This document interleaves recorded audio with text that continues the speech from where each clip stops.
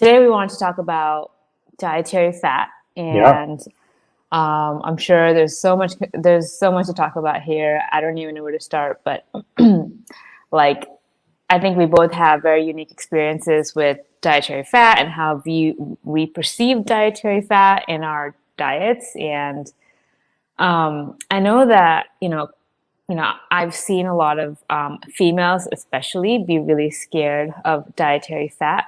hmm I'm not sure how sort of men see it. I haven't really understood that psyche, but it's especially true in the female psyche, where they look at fat and they don't want to eat fat because they think it'll make them fat. hmm And it's like, and so you'll go to their fridge and they'll be like low fat everything, like low fat yogurt, low fat cottage cheese, low fat crackers, like everything.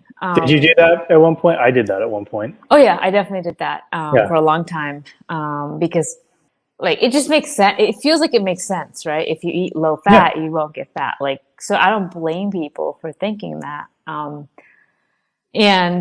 and the fact that the labeling makes it seem like it's good for you, Yep. it's like, so you intuitively just assume that, okay, like it's labeled low fat, so I don't want to get fat, so I'm going to eat that. Right. Um, I did that for a long time. And I mean, there's so many reasons why doing that is just like so bad for your health in the long run. hmm I think the big thing for me, in like female fertility and stuff, like women naturally have a higher body fat percentage than men. And we need that because that's how our body can be fertile. If women who go too low body fat end up becoming infertile or have kind of reproductive issues and just all sorts of issues, hormonal issues. And so that's what I started to notice with myself, where I was when I wasn't having enough fat, like it affected my hormonal and reproductive health. Now, And if you were fatter, yeah, do you think that would have made a big difference? So, if you were eating yeah. low fat at like 17% body fat, okay, yeah, you get down to like 14%. Okay, yeah, clearly you're flirting with hormonal issues as a woman. But what if you're 27%? Yeah, those are two different stories. hmm Yeah, so I wasn't in that camp. So I was in the more like I was leaner and I was eating low fat, and it just like I was just eating way too low fat for what my body needed hmm to produce the hormones it needs to produce. hmm And that led me down the whole rabbit hole of like really understanding like the dietary fat and like why it's actually super important for your brain, for your hormones, for everything, for you to function optimally. Like you need fat. Um, and like for the other, if you're talking about someone who's maybe 25% body fat, it's a little bit different. So like, yeah, she can get away with low fat and maybe it won't affect her hormonal health, or maybe it will, I'm not sure. But I think it will affect other things though. hmm For example, a lot of these low fat products, like they substitute it in other ways because they taste like Right. shit. Low fat Right. products just taste terrible. Yep. If you don't add anything to it, if you don't add Right. sugar, if you don't add all the other extra stuff, then they taste really bad. And so they end up adding sugar and other chemicals or whatever to make it taste palatable. And Yeah. so what I've noticed is like, for example, women who have like very low fat products in their fridge, um, like they will eat low fat things, but then they're not satiated Yeah. because their brain's not satiated, and so they end up compensating it for in other ways, in Yeah. actually less healthy ways. Yep. They'll eat low fat everything, but then they'll have like a donut because that's their body's craving it because they're not hmm getting enough fat. And so it just like it ends up being like net like no, there's no point in going low fat because you're still craving those things and you're trying to like get it in other ways. Yeah. Yeah, so I kind of started playing with my diet when I was in high school, around the time that I got my scholarship offer from Vanderbilt, because I noticed all the guys on the team who were older than me and playing at the time, they were jacked, and they were all like, they all had six packs. They were all like strong dudes, and I wanted to be like those guys, and so I just kind of took it as common sense, even though it's wrong, like you said, that eating a low-fat diet, I assumed would lead me to be leaner. And one thing that people need to keep in mind is there's 3 macronutrients. So all the food that you eat, with the exception of alcohol, you could count that maybe as a 4th, ethanol, will break down into one of 3 things. It's going to be fat, it's going to be carbohydrates, or it's going to be protein. And so if you're eating a food that is lower in one of those, in order for you to get the same amount of calories, your diet needs to be higher in the other things. So if we talked last week about a low carb diet. If you're on a low carb diet, you're de facto on a high protein, high fat diet. If you're on a low fat diet, you're de facto on a higher carb and hopefully higher protein diet if you're conscientious about it. But a lot of times people are not conscientious about the high protein aspect of the diet, because a lot of times the people who follow low fat are also following, basic dietary guidelines passed down by the USDA, by the World Health Organization. So they're not eating it's not like they're eating low fat food and a lot of chicken and a lot of seafood. They're eating low fat products that are going to tend to be carb heavy.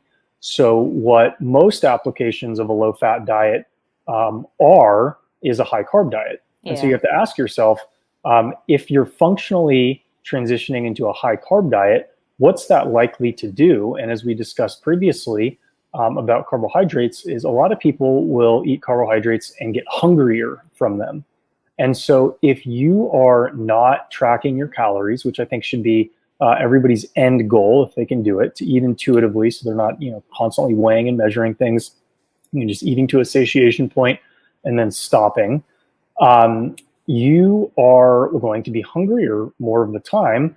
And you have one of 2 choices when you're hungry. You either eat to satiate that hunger, or you don't eat, in which case it will likely compound at some point, and you might crash on your diet, fall off the wagon, as people say it, because your body is just itching to eat all of these macronutrients that it hasn't eaten for the last few months.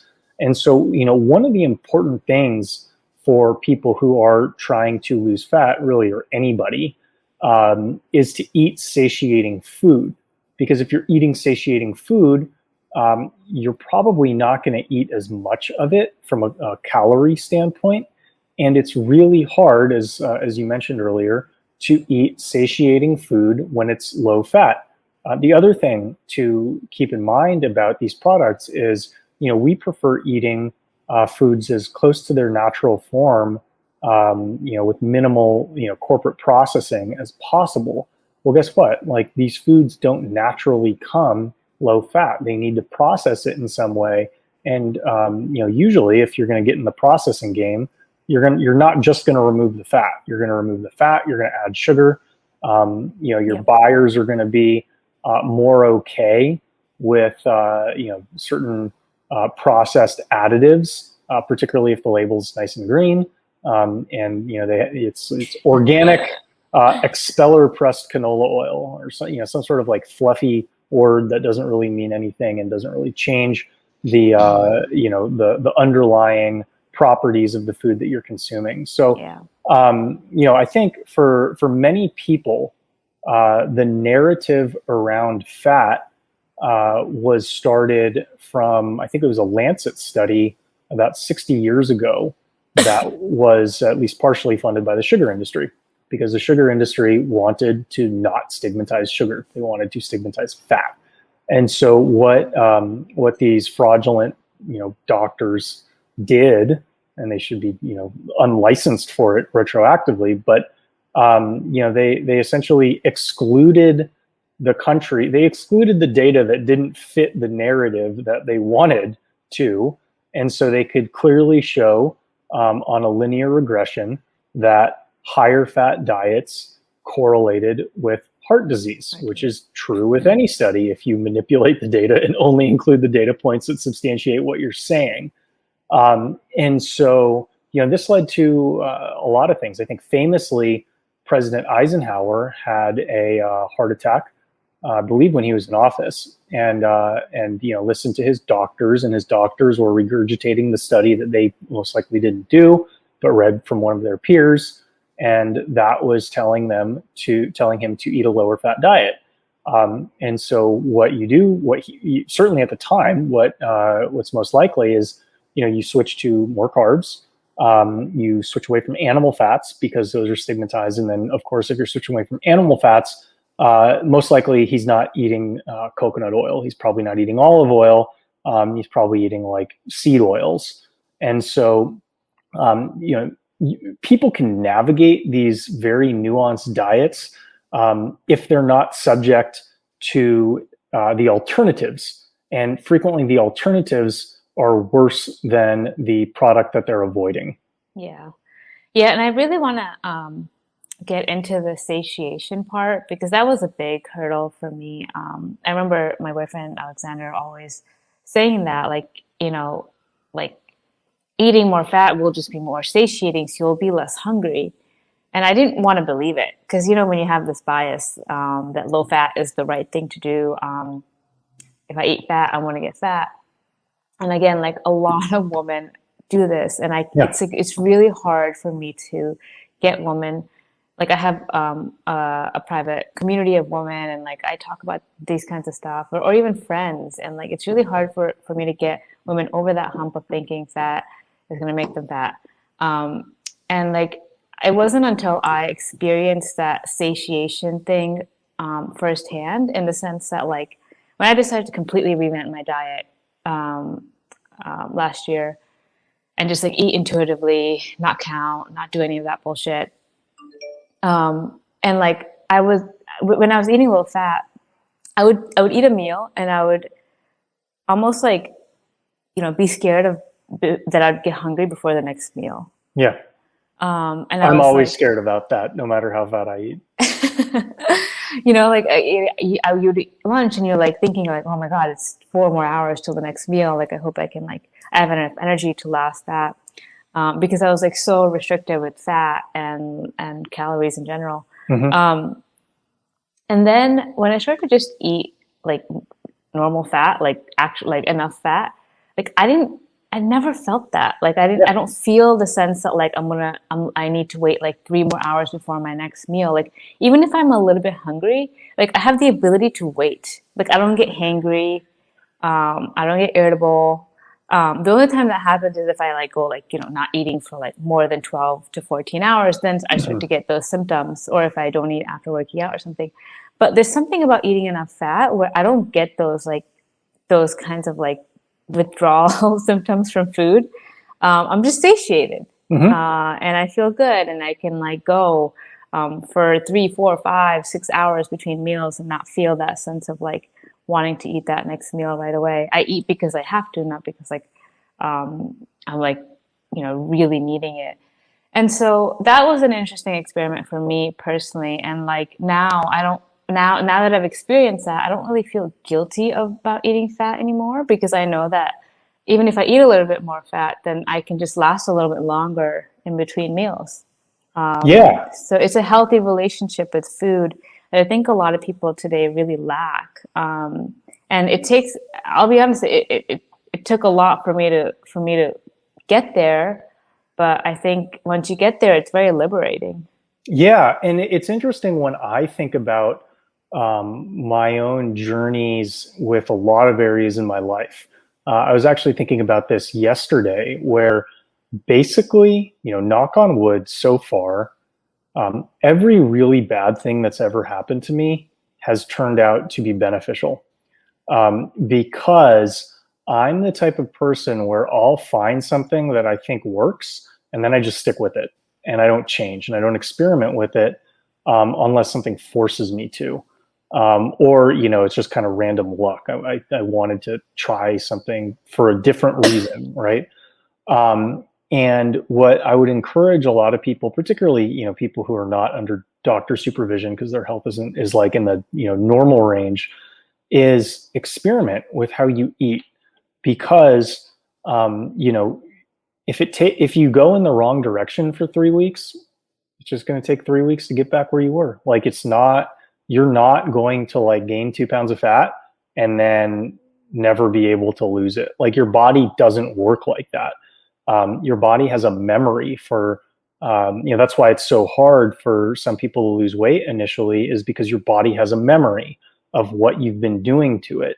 And so if you're a certain weight, if you're 150 pounds, and you want to lose 5 pounds, and you've been 150 pounds for the last year, and you try something and it doesn't work, and you go up to 152 pounds, well, your body knows that 150 pounds is kind of your set point.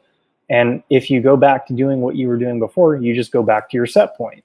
But the upside is tremendous, because you might discover, oh, I didn't think this thing was going to work. Not only is it not negatively impacting me, it's actually positively impacting me. What do you guys think about fasting, 3 to 7 day fasting? You want to take it? Yeah, so 3 to 7 day fasting, it depends on the use case, right?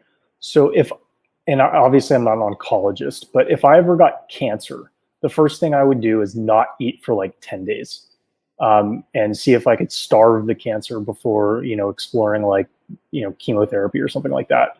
Because most cancers, even if they're fast growing, 10 days is not the difference between life and death. And if you can get some sort of regression from that, cool. It's just pain. I have pretty high tolerance for uncomfortable situations. And if it was like a life or death, if I could convince myself that it was a life or death situation, I could avoid eating for 7 to 10 days. From a fat loss standpoint, I don't really think there's that much benefit. I think some studies would indicate that you have something called like autophagy, if I'm pronouncing that right, where you have some, that one, autophagy, right? It's cell regeneration, right? So you might have some cell regeneration.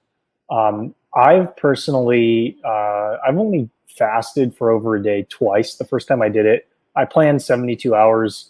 And then by 60 hours, I was getting a little, quite dizzy, and decided that the risk of me falling was probably greater than the reward of finishing the 72 hours. And I got most of the way there anyway. So, what's going to happen if you don't eat for 3 to 7 days is you'll lose like 5 pounds. It's mostly going to be water. And then when you start eating, you're going to gain it right back. And so, if your use case is fat loss, I don't think that that's a good idea. If your use case is, regenerating cells, or something else, then I think it's worth exploring. Yeah, the research and current viewpoints on fasting are very controversial. Everyone will tell you something different. So I really think it's very much personal and what works for you. And I think some people do, 16/8 fast like every single day, and they say they feel great. If that's you, then yay, like keep going. Like if you feel good on it, like why would you stop? But other people say, they feel like shit and they rather eat smaller meals throughout the day. That's probably where I fall. So it really, really depends. But 3 to 7 day fasting, I think that's on a consistent basis, that's like quite unnecessary. Like you want to fasting is cool. But it's like you would ask the question, are you trying to just survive, or are you trying to thrive? Right? Like if you're doing 3 to 7 day fast, how productive are you going to be during that time? Right. So you have to think about what are the productive hours that you're losing in that. For me, even if I fast for 16 hours, there's by the last 2 or 3 hours of that, I'm just kind of dragging my ass, and I'd rather be a little bit more productive during those hours. So just depends on sort of your use case and why you want to do that. I think maybe doing it once every 6 months just to challenge yourself, challenge your ego, your pain threshold, all that. I think it could be a cool experiment, and just sort of have a cleanse almost. But yeah, that's sort of what I think. And I like using financial analogies for these things. So say you have $50,000 in your bank account, and your job pays you $80,000 a year. And by the end of the year, you want to get to $100,000. It's is the best path to spend zero money, because you can feasibly get there if all you do is work and don't buy anything for the year. You will get there. Yeah. But is that or you can just make more money? or you can make more money, or you can invest your money well, right? And so, yeah, I just think like, good luck not spending any money for a year. If you can do it, great, more power to you. It's an incredibly inefficient way to grow your wealth.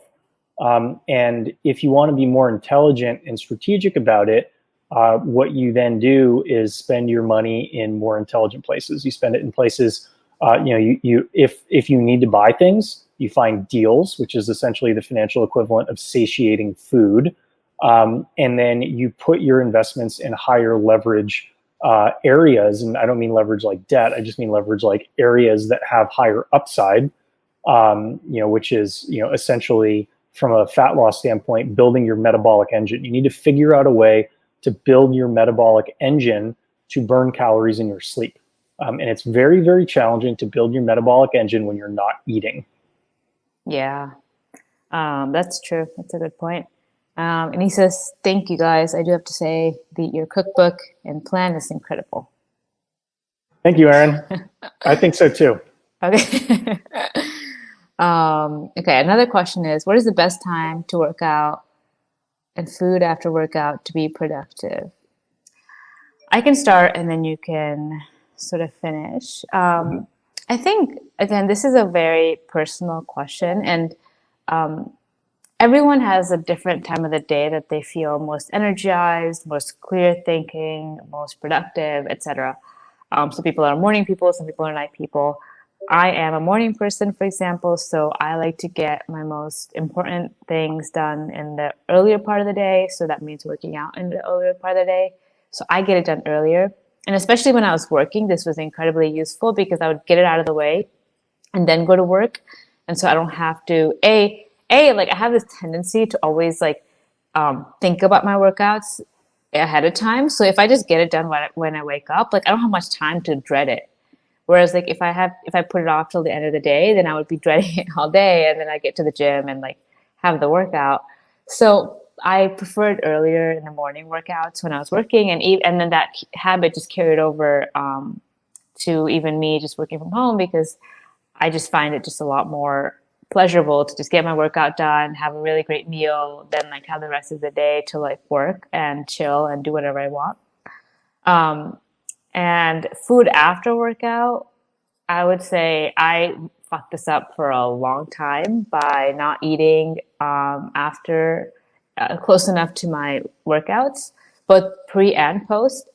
And so this is another thing that requires a lot of experimentation with what works for you. And some people can train fasted and they love it. Some people can't at all. Like they get dizzy, they faint, they don't feel good in the gym when they train fasted. And then, some people can go 2-3 hours after working out without eating. And some people like literally have to eat like right after they step out of the gym.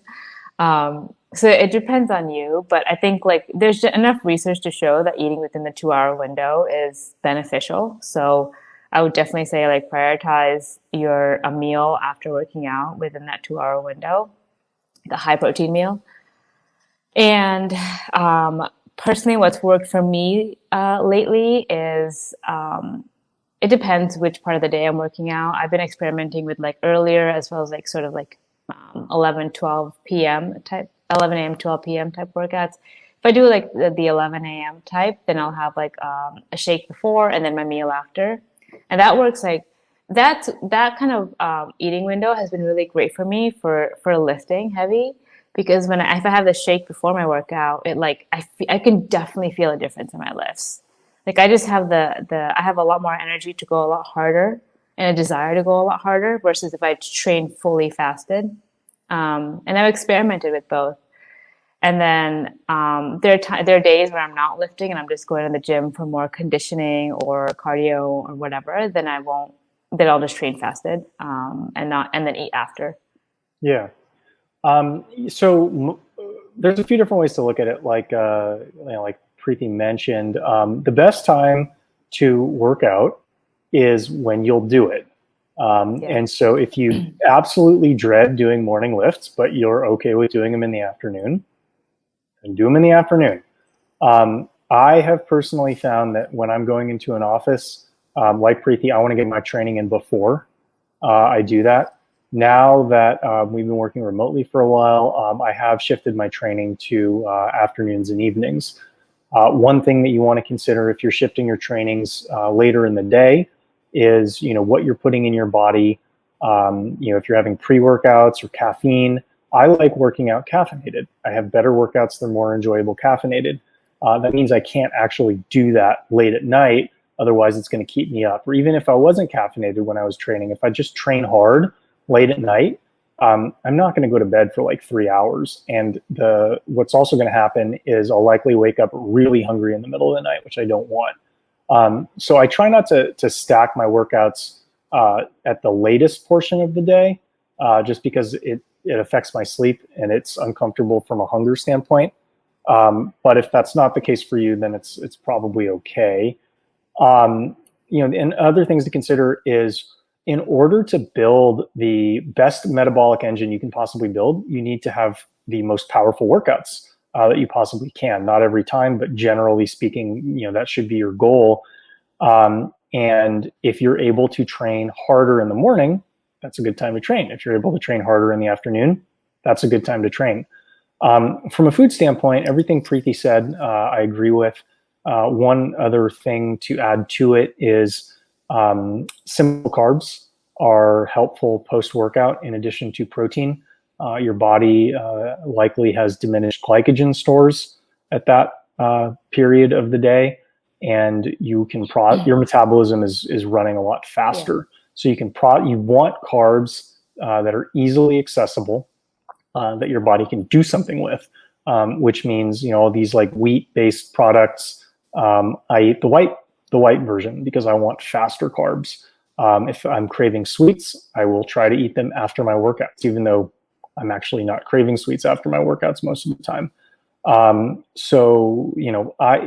I within 2 hours, ideally within one, but definitely within 2 hours, want to get a simple carb and protein dominant meal right after I train, whether that's in the morning or in the evening. Yeah, the carbs thing is the simple carbs pre and post is so it's actually fun because it gives you this like little time window where you can kind of cheat a little bit and have the carbs that you've been craving or that you want right in that window. And I've noticed that my body just it just soaks it up because I'm tired and like my body is like recovering and it needs it. So like if you're having a day where you're really craving that donut, have half of it after your workout. Yeah, so I used to eat nuts fairly regularly because when I was working at Google, they were easily accessible in the micro kitchens. I've shifted away from eating a lot of nuts after hearing that they have anti-nutrients and essentially might get in the way of you processing other nutrients that you're eating. So I don't like avoid them. Like I will eat them if I'm starving. But most of the fat that I get is from animals. I will eat avocados, I will eat olive oil, I will eat coconut oil. But by and large, I'm personally not averse to eating as much animal fat as my body's craving. If that means eating bacon every day, I'll do that. If that means eating a fatty ribeye, I'll also do that. Whole fat yogurt, I do that. So yeah, and from a cholesterol triglyceride standpoint, what you want your HDL cholesterol to be above 40 according to doctors. Mine's like 80, 70 or 80. And then you want your LDL 40 according to doctors, but 70 to 80 according to bros. Yeah. Okay. Bro doctors, yeah. Yeah, so and my HDL is 70 or 80 or something like that. And then licensed doctors will want your LDL to be below 120. And they'll tell you that eating a high animal fat diet is going to raise your cholesterol. Well, guess what? Like over the last 7 years, my cholesterol has continued to go down to where my LDL is like 50 or something like that. It's too low because you don't want to get it too low. Like under 40, it's associated with some bad stuff. And so, from a blood work standpoint, I've had zero negative and only positive effects from switching to a higher fat, higher protein dominant diet. Oh, interesting. Yeah, this is a touchy topic for me because nut butters are my weak spot. I have always been obsessed with nut butters ever since I was a kid. I Oh, used to, what? yeah, I used to down peanut butter jelly sandwiches like Okay. like a monster, and that carried over to an adult. And so I was, I for my whole life, I probably consumed like 1 to 2 jars of nut butter a week. That's how much I loved it. But you know, I knew that that was like probably the last link in my diet that I need to work on. And in the last 3 weeks, I stopped eating nut butters. So Um, why did you stop? I stopped because I was having a little bit of a skin issues, and I was like trying to figure out like what the hell was causing it, and I was eliminating a lot of other stuff, and I couldn't figure it out, and then I eliminated nuts. And I mean, it's too early to say. I think it typically takes like probably 2 months to really like see the effects of these kinds of things. But um, I one thing I noticed though after limiting nuts is um, like I I used to think that like I used to think that like I can only fill up if I eat nut butter, but limiting nuts has really helped me eat foods that would fill me up that are not nut butters. So like I'm eating more animal protein. I'm eating like whole milk, just like real food, and as a result, I feel better because I'm just getting a diverse set of food instead of just all those nuts. And I've been reading some research, and there's a lot of research now coming out about anti-nutrients and all of this stuff. And I don't know how accurate it is. I honestly haven't dug down the rabbit hole to figure that out. But either way, like I don't think consuming too like excess of any food is good. So I kind of gave it up. But I'll still have like, a handful of like Brazil nuts or cashews or pecans, like if I'm really craving nuts, but it's not like on the excess. Like I really think like with nuts, I think it just comes down to like moderation. If you have a few, you're not gonna do anything. It's not gonna matter in the grand scheme of things. But if you're having it like a lot every day, then like you probably wanna revisit that decision. And another thing to keep in mind about nuts is a lot of plant-based advocates or salesmen will tell you that nuts are a great source of protein. Yeah. And if you look at the nutrition facts on any package of nuts, and you can do math, you would realize that that statement doesn't line up with what is actually in there. So off the top of my head, a serving of most nuts, which is about a handful or something like that, has about 200 calories and about 7 grams of protein or something like that. Well, guess what? Like pasta has the same amount of protein for calories. A lot of, whereas if you're eating beef, say, if you have 200 calories of beef, you're going to get about 25 grams of protein. So most Americans don't eat enough protein. Even people who are training intensely probably don't eat enough protein to optimally recover from that. And so if you think that eating nuts is helping your protein consumption, you're probably wrong. Yeah, it's too little protein to add up to that much. Aaron asks, any ideal cutoff time for eating before bed? I used to work out 10 to 11 p.m., so asking about timelines. My preferred window is like trying to eat 2 hours before bed at the latest. Obviously, we're all human, so sometimes I break that. Like last night, I broke that and I slept like 30 minutes after eating because I had a bunch of things to do and I had to eat late and then I had to get up early, so blah, blah, blah. But I think at least 2 hours is good because, your body's recovering when you sleep, but if it has to digest, then it can't recover as much. It can't regenerate as much because it's too busy digesting the food that you just ate. So my recommendation is 2 hours, but I'm curious to hear you. Yeah, so I'm tweaking this. I will tweak this as I go. What I've told a lot of people in my diet framework, which has been the case for the last 7 years, is I've eaten at any time of the day. So if I'm up at midnight and I'm hungry at midnight, I will eat at midnight. one thing that I don't do well relative to most people is I don't sleep that well. And, there is evidence that suggests that eating close to bedtime makes you sleep worse. And so I will start experimenting kind of overeating a couple hours before bed to see if that keeps me from being hungry right before bed. I think a lot of the advice around not eating before bed, a lot of the modern advice is not based on sleep. It's not based on digestion. It's actually just a shortcut to limit calories because, just like intermittent fasting, if you don't eat 2 hours before bed, you are not putting calories in your body for an additional 10% of your waking hours or more. And so, it depends on how restful your sleep is. If you feel like you're sleeping fairly well, irrespective of what time you're eating, I think it's probably okay to continue eating up until bedtime.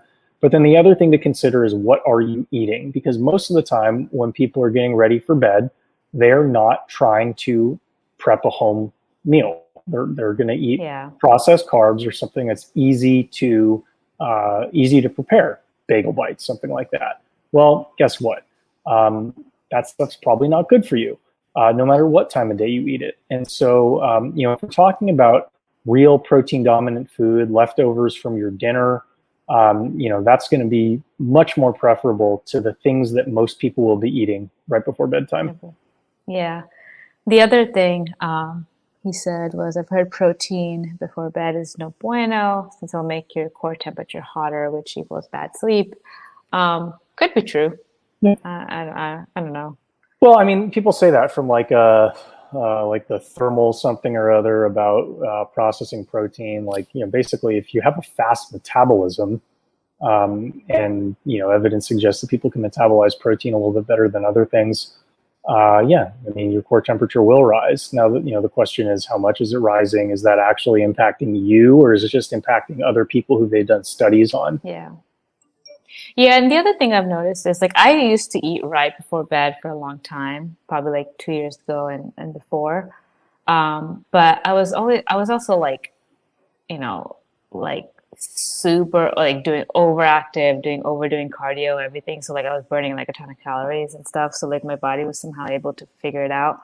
But I've just noticed that now that I try to eat like, at least like 1 to 2 hours before going to bed, I've noticed that like I feel better when I wake up. I'm a little bit more well rested, and then I'm not sure what exactly is happening there and why I feel that way. And so I'm just gonna keep doing it because I just feel that I can recover a lot more during my sleep if I don't eat like right before going to bed. Yeah. Okay. So the other thing I know that we wanted to talk about was oils. Oh yeah. Like olive oil and seed oils and stuff. Yeah. And I don't know where you want to take this, but I think one point I wanted to make about oils was, again, this is, I've seen a lot of women cook, and, women will, they'll be scared to cook with oil in the pan because, again, they're scared of fat. They're scared of cooking with too much butter and too much oil. And as a result, their meat will taste quite dry and bland. And then they wonder why they don't like eating healthy. And I think that's like changing that perception in my own head. I was that person, and changing that idea that like putting too much oil or butter to cook my meals is going to make me fat. Changing that perception completely changed like how much I love just cooking, because like now food actually tastes really good. And 2, again, like my satiation. And so like, that's all I have to say for oils, but I don't know what you want to say. Yeah. To add on to that, your diet needs to taste good. Otherwise you're not going to stick to it. Especially when life gets hard, stress goes up. Like, guess what? Your diet's going out the window. You're going to fall off the wagon. And you've probably done it before. So I really do think that everything you eat should taste good to you. Otherwise, my experience is it like distorts your ability to eat intuitively. If the food that you're eating doesn't taste good, then you switch to, well, I'm just eating because it's in front of me, and that's not generally a good mindset to be in, because then you'll just eat a lot of things because they're in front of you. So I think learning how to cook food that tastes good is actually an indirect path towards caloric restraint and caloric moderation. The other thing to consider is, when people are making fat recommendations, you have to realize that the studies that they're likely making these off of include the standard American diet. And the standard American diet includes seed oil. By seed oil, we mean like canola oil, rapeseed oil, soybean oil, sesame seed oil, and peanut oil. And so these are known to have high omega-6 ratios, and omega-6s are a little bit inflammatory, and they compete with omega-3s to get processed by your body. And so if you're seeing studies that are attributing high-fat diets to negative outcomes, make sure you're actually reading the studies, because if they conflate fats that we consider to be healthy with fats that we don't, and they just say, well, this is what fat does, the question you should be asking is, what kind of fat is doing that? Yeah, that's a good point. And unfortunately, many studies just lump everything into one thing. And for example, if you want to commit fraud, that's how you do it, is you take something that you don't like, and then you group it into a wider range of things that is negative, and then you say the whole thing's bad. Yeah. For example, the very famous Ansel Keys saturated fat study that, basically got everyone in the US thinking that saturated fat gives you heart disease. That study, apparently they used actually margarine and not animal fat. Yeah. And just because margarine has a little bit of saturated fat, they were able to basically make the claim that saturated fat causes heart disease. So yeah, like just really look into the research and figure it out. And just common sense, right? Like humans have been eating like animal fat for how many years? And humans have been eating seed oils for how many years? And like, what do we look like today? And what did people look like, hundreds of years ago? So just like, there's common sense that you can use too. It's sad because like, even in India, like, sesame oil, for example, it's not like the best, but it's better than some of the seed oils. And like sesame oil, for example, used to be very popular to cook certain types of dishes in India because it has a certain flavor that's really suited for Indian food. But because of the whole modern, how cheap vegetable oil is to produce, like India started importing a ton of vegetable oil and promoting it as like being a lot healthier. And now like Indians cook with canola oil, and like, all the health issues that the West has now, India has. It's quite sad. Yeah. And, another thing I think before we wrap up is, if you're watching, infotainment, and I'll lump Game Changers into infotainment because it's not like real science. Whenever you see kind of like charts and graphs that can be compiled by a kindergartner to replicate a highly complex process that's occurring within the human body, you should be very suspicious. And the scene in Game Changers that I'm going off of is more about meat, obviously, but they talk about like the lipids in your blood after you eat meat, and then they do some test on a whole sample set of 3 people, 3 that they showed us. We don't know if there's more that they didn't show us. Which is also another red flag. You want to announce the amount of people that you're going to be testing on before you actually show the conclusions. You could easily come to the wrong conclusion, the wrong belief, where the human body is so complex that paradoxical things do exist within it. And so, probably not the smartest thing to see an extremely rudimentary cartoon of how a process works and assume that that's actually representative of what's going on. Yeah, good point. Okay, cool. That was fun. Yeah, that was a wrap. That was fun. Cool. Nice. Thanks, guys. Tune in next week. Yes.